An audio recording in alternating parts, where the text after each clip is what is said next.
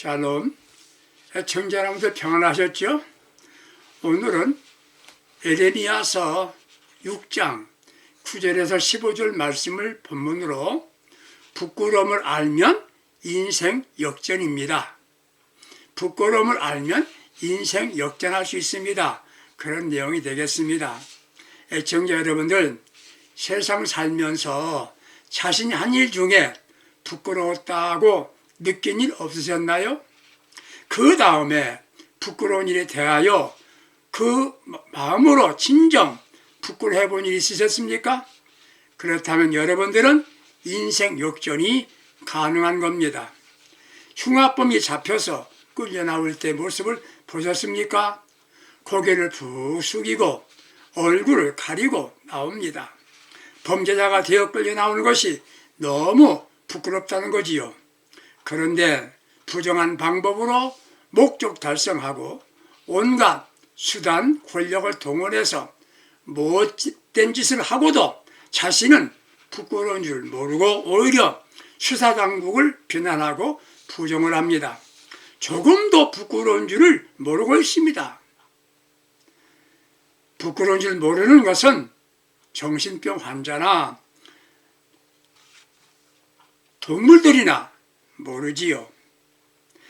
많이 배우고 다른 사람들에게 존경받는 사람이 되어 그것도 지성인 혹은 지도자라고 하면서 자기가 잘못하고도 조금도 부끄러운 줄을 모르고 오히려 상대방을 공격하고 복수하겠다고 야단들입니다. 사람이 부끄러운 줄을 모르는 것은 사람 되기를 포기한 것과 같다고 보겠습니다. 사람이 사람답게 사는 것은 부끄러움을 알기 때문이라고 봅니다. 부끄러움이라는 감정은 가장 인간다운 감정이 아닐까 하는 생각이 듭니다. 그런데 언제부터인지 예전 같으면 부끄러워 입에 담지 못할 일들을 공공연하게 행해지고 있습니다. 그런 일들을 당당하게 여기고 자랑하고 알고 있습니다. 훌륭한 사람이고 사람답게 사는 사람들은 남보다 많은 부를 쌓고 정치적 권력을 얻는 게 아니라 부끄러움을 알고 인간다운 향기를 풍기는 사람이 참 멋진 삶을 사는 사람입니다.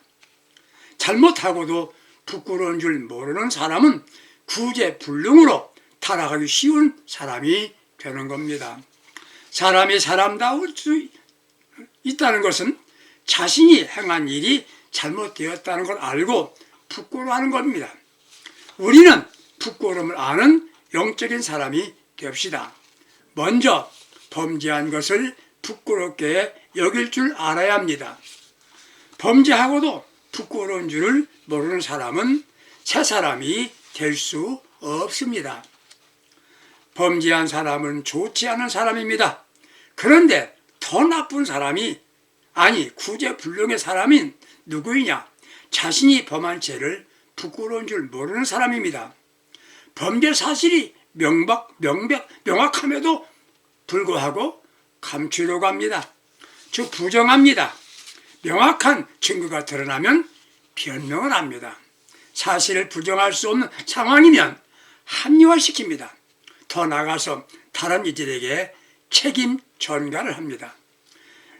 그런 이는 영적으로 지옥 형벌의 대상자가 되고 세상에서는 재기 불가능한 사람이 되는 것입니다. 신앙이라고 한다면 자기가 잘못한 것을 부끄럽게 여기고 다른 이들에게 사실을 인정하며 매우 미안하게 생각해야 되는 거 아니겠습니까? 그 다음에 죗값을 물고 바로 살면 그는 미래에 길이 있는 겁니다. 이스라엘 왕 중에 선한 왕이 있었습니다. 어린 시절 대적 블레셋 골리앗을 쳐 죽이고 위기에 처한 나라를 구했습니다. 바로 다윗입니다. 다윗은 골리앗을 이긴 결과 사울 왕으로부터 죽음의 위험을 당합니다. 다윗은 주전 1004년경 유다 지파의 베들레헴에서 출생하였습니다.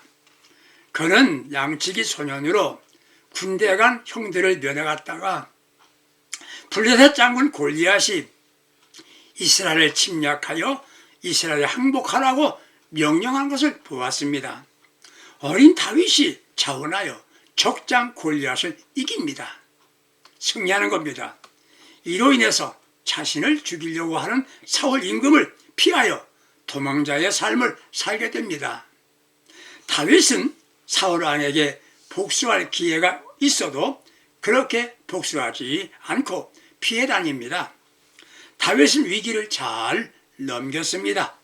그런 다윗이 왕이 되어 왕국은 날로 확장되었고 하나님께서는 그가 어디로 가든지 형통하게 하셨습니다. 사무엘하 11장 2절을 보십시오. 전쟁이 일어나게 되면 왕이 친히 전쟁에 나가야 함에도 다윗은 낮잠을 잡니다. 그가 일어나 왕국 옥상에서 거닐고 있는데 아래를 내려다보니 한 여인이 목욕을 합니다. 다윗은 그녀를 데려다가 범죄합니다. 알고 보니 그녀는 장군 우리아의 아내였습니다. 그녀가 임신했다는 말을 듣고 당황한 다윗은 자신의 죄를 감추려고 충성되고 강직한 우리아를 맹렬한 전쟁터에 나가게 해서 죽게 했습니다.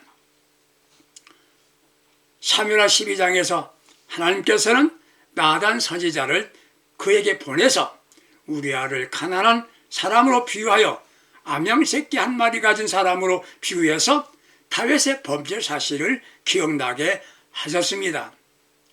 다윗은 나단의 말을 듣고 그 자리에 엎드려서 한없이 부끄러움을 느낀 겁니다. 한없이 부끄럽게 느끼면서 자신의 죄성을 깨닫고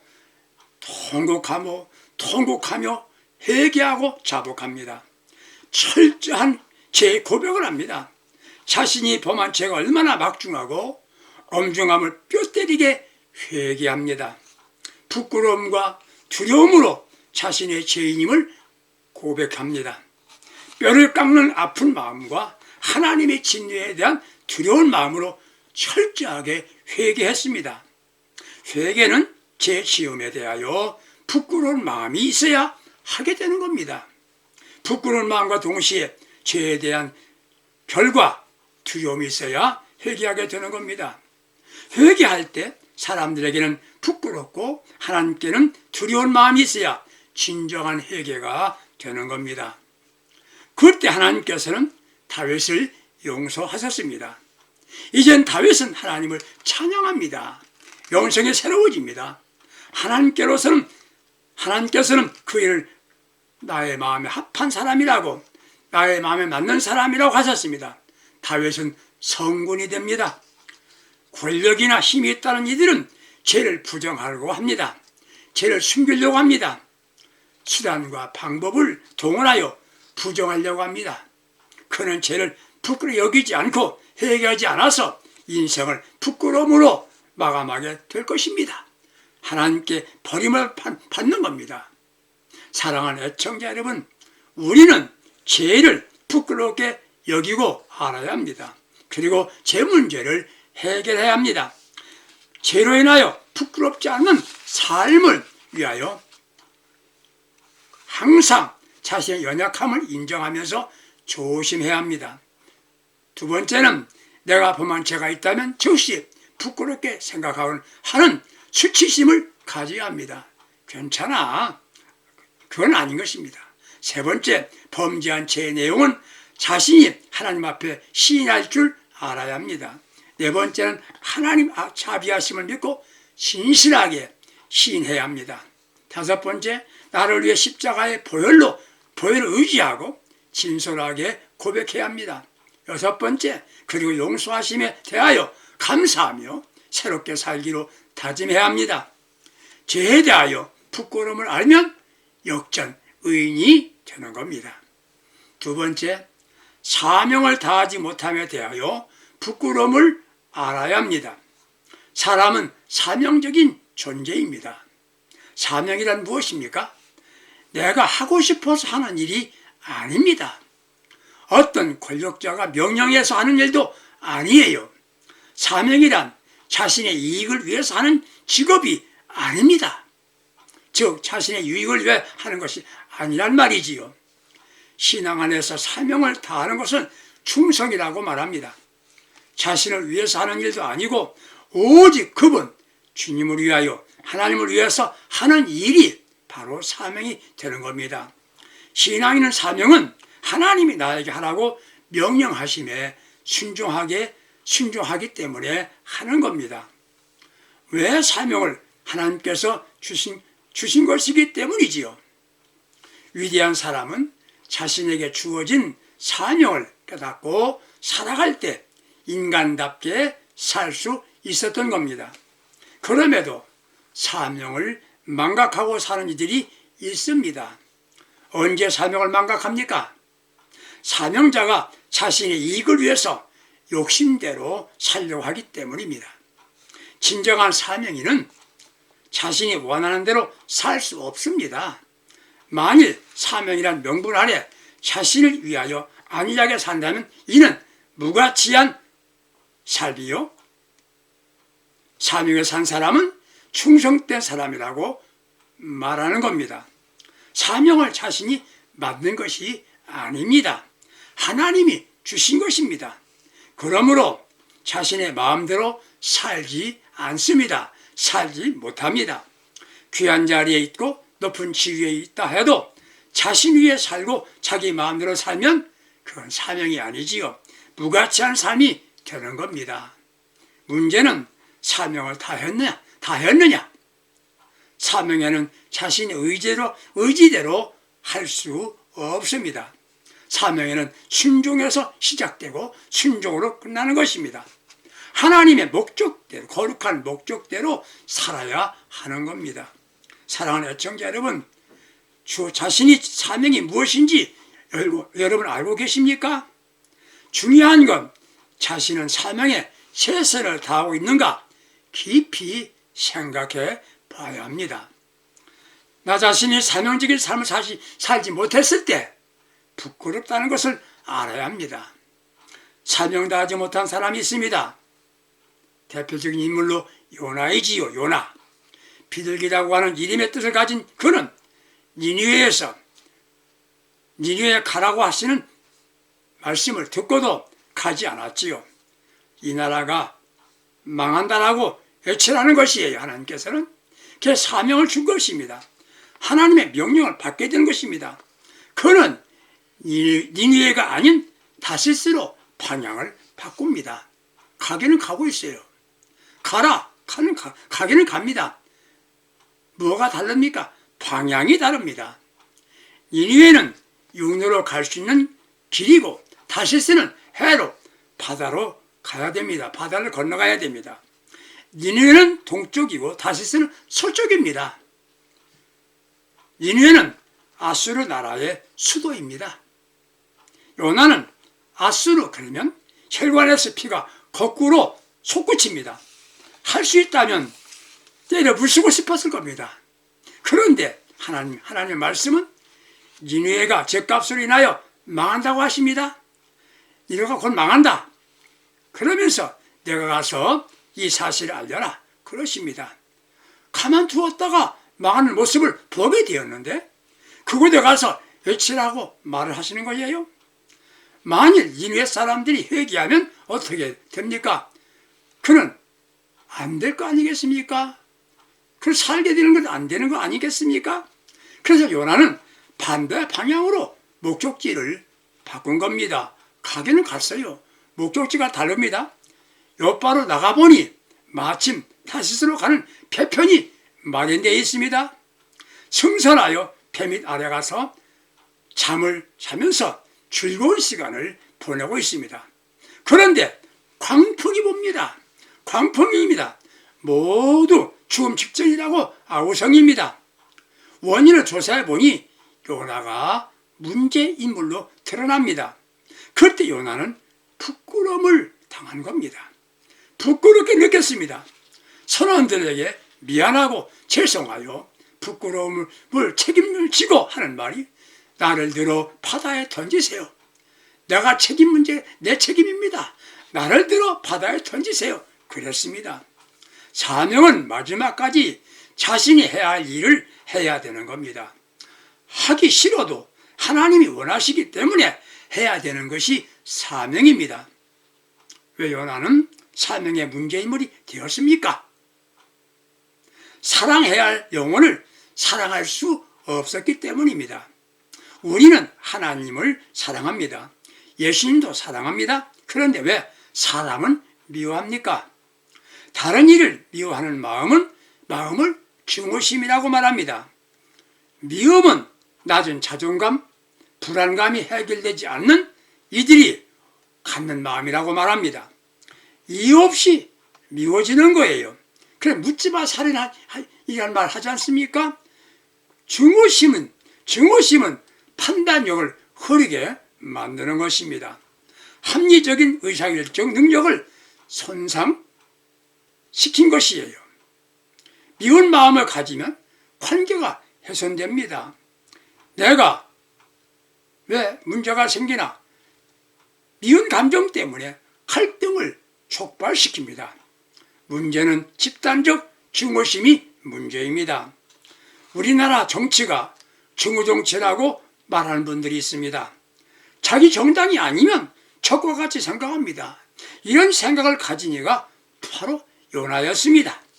아수르는 이스라엘의 적이었습니다.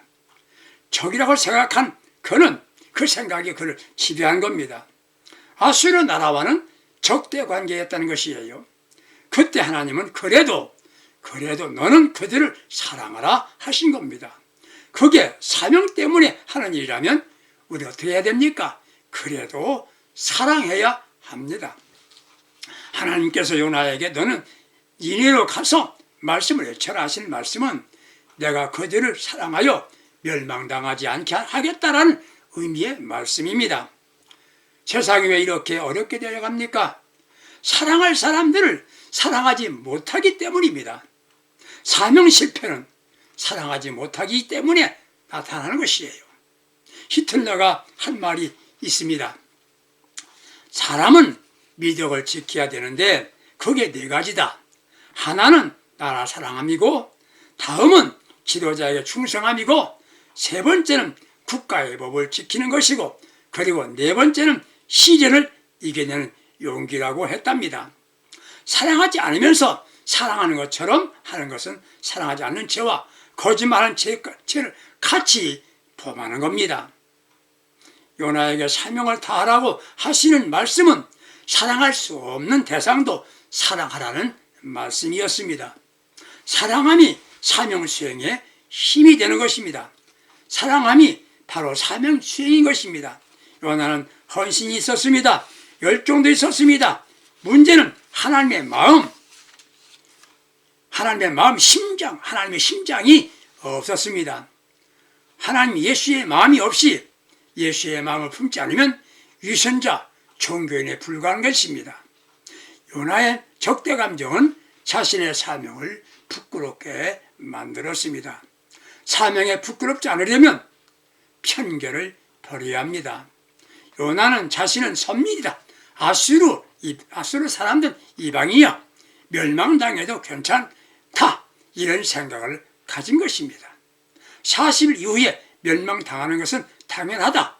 아니, 그것을 기대했을 것입니다. 자신은 선민이고 아수르는 이방 나라이기 때문이었지요. 대도시 규모 있는 교회 신자가 약한 농촌교회를 방문했답니다. 방문한 도시교회 신자는 은연중에 자신은 고상한 교회에 속해 있기 때문에 자신은 대단한 신앙인으로 착각하다 했다면 이게 편견이지요. 자기가 나가는 교회가 고상한 교회이지 자신은 그것과 관계가 없는 겁니다. 영적 우월감이 교만이 되지 않아야 합니다. 내 죄는 용서받아야 하고 나는 구원받고 잘돼야 하는지 하지만 너는 죄와 허물들을 용서받지 못해도 좋다는 생각이 사명자로 실패하게 만든 겁니다. 바울은 자신은 사랑할 게 아무것도 없다고 말했습니다. 편견은 사명을 맡은 이는 버려야 합니다. 신학대학 박사가 믿음이 대단하고 시골에서 한글도 모르는 모르고 기도하는 할머니는 믿음이 없는 겁니까? 신학대학 박사보다 할머니가 더 믿음이 좋을 수가 있는 겁니다. 편견이에요. 기도는 누가 많이 합니까? 시골 할머니가 더 많이 합니다. 외모로 사람을 판단하는 것, 이게 편견이에요. 선민이 아닌 이방인은 다 망해도 된다. 사명을 위해 사는 사람들은 누구도 미워할 수 없는 것 같이 사람을 차별하는 편견을 가지면 사명자로 성공하기 어렵습니다. 사랑하는 애청자 여러분, 우리는 부끄러워할 줄도 알고 그 부끄러움을 회개하여 하나님의 마음에 맞는 사람으로 삽시다. 신앙인은 다 사명자입니다. 사명으로 살고 사명을 다하다가 주님을 만나 칭찬과 상급을 받는 승리로운 신앙인으로 복되게 살다가 주님 만나서 멸류관 받으시기를 주님의 이름으로 축원합니다. 부끄러움을 알고 인생 역전의 삶을 살 수 있기를 다시 한번 축원드립니다. 감사합니다. 승리합시다.